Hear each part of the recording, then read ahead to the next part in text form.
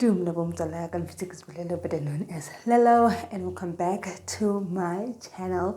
If you're a returning subscriber, hi, how you doing? And if this is your first time joining me, hi, welcome. I hope at the end of this video you'll do the right thing by clicking the red subscribe button below. So, as you can see by the title, today I'll be sharing with you my experience at the public hospital. Okay, guys, let's get into this.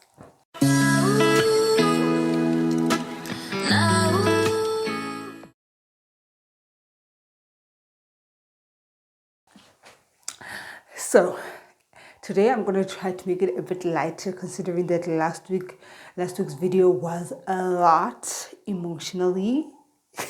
I know for me, I don't know for other people, but it was a lot emotionally. So for me to get through this video, I'm gonna make it be funny, or too depressed, you know what I'm saying? So as you know by now, I had like my stillborn, so I'm gonna share with you everything happened at the public hospital because it was the closest hospital. Before I go any further, I would like to apologize to my mother for not listening to her when she said, "Tsamaya oye sepetlele." The whole I would have been at a better facility, like at a private hospital, because I do have medical aid and stuff like that. But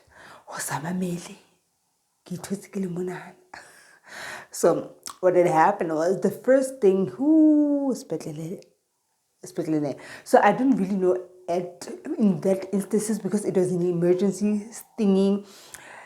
I remember I told you guys that they just cut my flesh without any painkiller, without anything that's gonna kill the pain. So I felt each and everything. I don't know if that's how they generally operate, it was because of the situation. But so like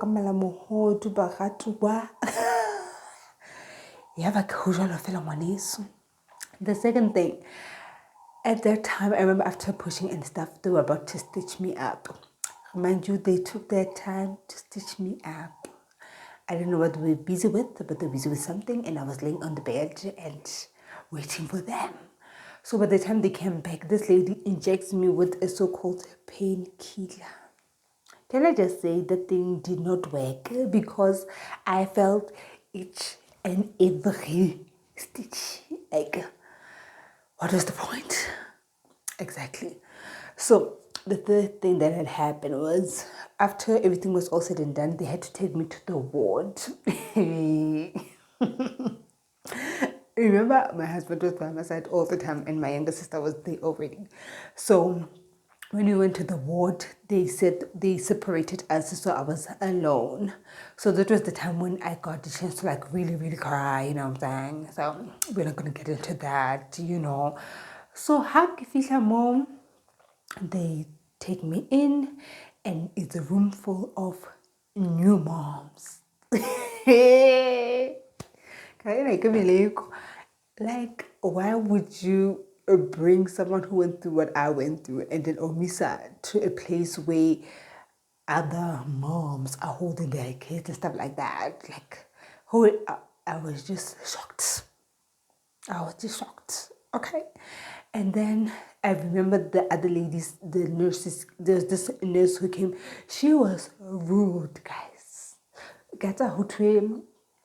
I've heard stories of rude nurses, but this was my first hand experience because everybody I've met so far was good, professional, and stuff like that. But this lady, no sympathy, nothing at all.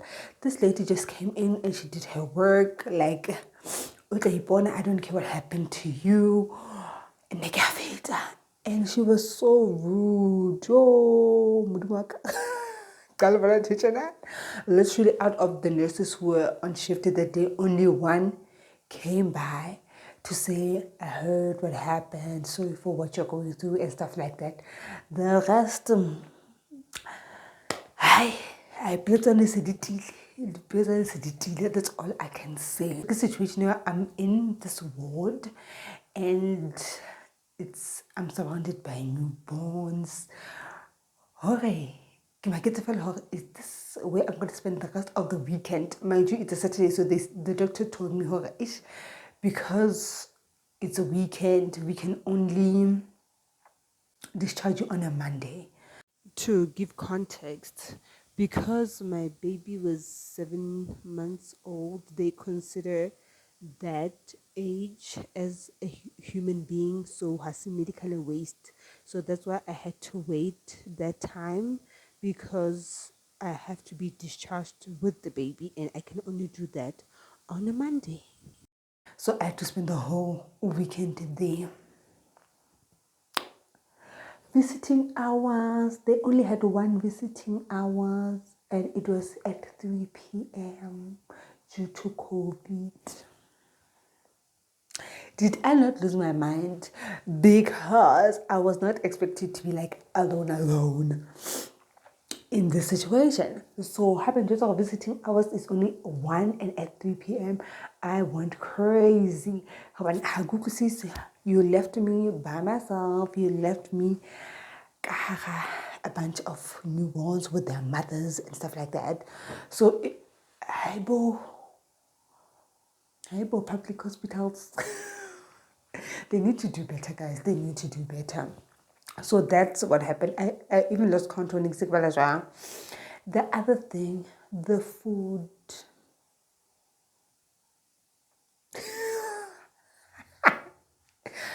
Our guys. Our. No. If they would hire me to do the cooking, I feel like people would be happy and excited to eat the food of the hospital. First of all, you eat with your eyes. So if they're not appetizing just by the look of it, what about the taste? Guys, I was frustrated. I couldn't even eat because it was a hot mess. So why all of the papa to did you breakfast? It was soft porridge. Yeah, my belly. I don't know what in English what's my belly, but it was soft porridge. If I can get a picture, I'll show you. But it was dark. It looked black. And then they gave us brown bread with French polony. Besides anything. It was just like that. I was like, I am not going to eat this. I am not going to eat this. To make matters worse, but the other thing that shocked me, they woke us up around 4 o'clock. This nurse woke us up. She was so rude. Oh my God. She was so rude. She woke us up around 4 o'clock and she asked us to take everything. If you came with a blanket, she'd take your blanket and go and wait over there as she prepares the bed. So she does that, and then we come back to her bed. And they tell you when to take a bath. How they instruct you to take a bath immediately. So I'm like, okay, maybe the bath situation is better. What a line. It was a hard mess. So we had to go and take a bucket, go to a different ward. You go to a different ward, take hot water that side. And then you come to this side, to the bathroom, where we're all sharing, mind you. And then we used the small bucket. I feel like that I used in prisons. What a mess. No, guys. No. It's a no for me. Give me 0, ma'am. It was bad. From the food, the treatment, the rudeness of the nurses. And I just lost my baby right now. And you are expecting me to share the room with other newborns. You can imagine the trauma. And it's just a camera because I'm alive and kicking to even tell the story. Because, mind you, I feel like if I didn't have Jesus, I would have been I would have been going mad at this moment because of the 2 days or whatever I spent at that hospital. Guys, never again. Oh. Never again will I not listen to my mother when she says, go to the hospital. Never again. Just listen to your parents. Guys, listen to your parents. I know this video is all over the place, but Lina, my emotions were all over the place at that time. This video is basically to tell you my experience at the public hospital. It was bad. It was a mess. Word out to the government or something, people who's listening or somebody. They need to do better. They need to have facilities for people as myself or like this other lady. Who I shared the word with us, she was saying that her baby's in the NICU, so she also couldn't see her baby because her baby was, trying to fight for their lives or something.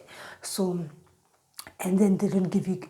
They would say, "Oh, they're offering counseling," but I never saw the counseling. I never saw anybody who was gonna talk to me or something like that. I even left because what a wow. So guys, that's what basically happened at the public hospital. It is a never again situation, but for people who have no choice but to go there, I feel bad for them. I feel bad. It's a hot mess. I wish our government could do better, if you know what I mean. But yeah, say it, guys. I hope you liked this video. Please like it, even though it was not really a nice one. But I would just share my experience. So remember to like, comment, share, and most importantly, subscribe to my channel. I love you so much for watching, and God bless you. Bye.